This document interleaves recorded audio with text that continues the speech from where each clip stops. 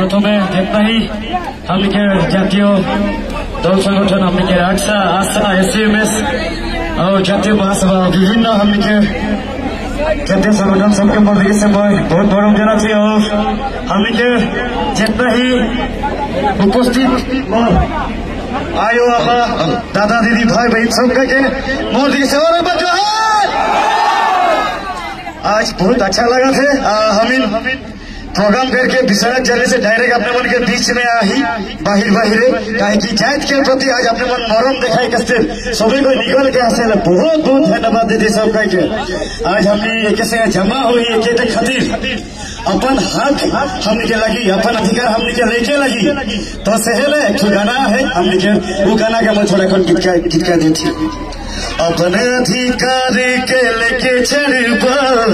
अपने अधिकार के लेके चढ़बो